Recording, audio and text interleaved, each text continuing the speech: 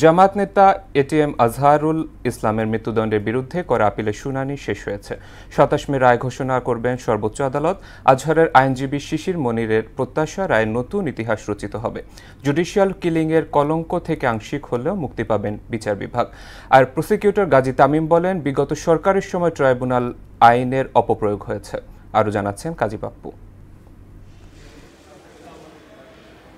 দেশের সর্বোচ্চ আদালতে টানা ২ কার্যদিবসে শেষ হয়েছে মৃত্যুদণ্ডপ্রাপ্ত জামায়াত নেতা এটিএম আজহারুল ইসলামের রিভিউ শুনানি। শুনানিতে আইনজীবী শিশির মনির ৪টি যুক্তিতে জামায়াতের এই শীর্ষ নেতার খালাস চেয়েছেন।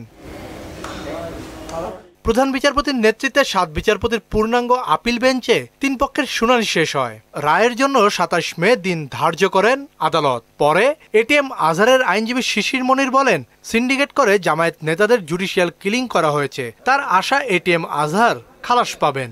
যদি আমাদের আপিলের ডিভিশন জনাব এটিএম আজহারুল ইসলাম সাহেবকে বেকসুর খালাস প্রদান করেন, তাহলে জুডিশিয়াল কিলিংয়ের যে নমুনা এই দেশে প্রতিষ্ঠিত হয়েছিল, এই কলঙ্ক থেকে আমাদের বিচার বিভাগ আংশিক হলেও মুক্ত হবেন।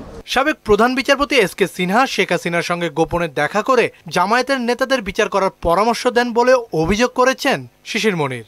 একজন আপিল বিভাগের জজ কি করে প্রধানমন্ত্রীর সাথে সিক্রেট মিটিং করে মানুষকে ফাঁসি দেওয়ার পরিকল্পনা করতে পারেন, তিনি তার বইয়ে নিজেই তা স্বীকার করেছেন। আন্তর্জাতিক অপরাধ ট্রাইব্যুনালের আইন ও কার্যপরিধি সবই আন্তর্জাতিক মানের। সর্বোচ্চ আদালত ন্যায় বিচার প্রতিষ্ঠা করবেন বলে আশাবাদী প্রসিকিউশন টিম। যে ট্রাইব্যুনালের প্রতিষ্ঠা এবং এই আইন সংসদে পাশ করা, দুটির উদ্দেশ্যই ছিল সৎ, কিন্তু এটিকে যারা ব্যবহার করেছেন আইন এবং ট্রাইব্যুনাল পক্ষ থেকে, ইভেন অ্যাপিলেট ডিভিশনের পক্ষ থেকে, সেই ব্যবহারটা সঠিক ছিল কিনা সেটি ট্রাইব্যুনাল বা এখনকার অ্যাপিলেট ডিভিশনের জাজেরা নির্ধারণ করবেন। মুক্তিযুদ্ধে রংপুর অঞ্চলে ১২৫৬ জনকে হত্যা, ১৭ জনকে অপহরণ, শত শত ঘরবাড়িতে অগ্নিসংযোগের ১৭টি অপরাধে ২০১৪ সালে এটিএম আজহারকে মৃত্যুদণ্ড দেন আন্তর্জাতিক অপরাধ ট্রাইব্যুনাল।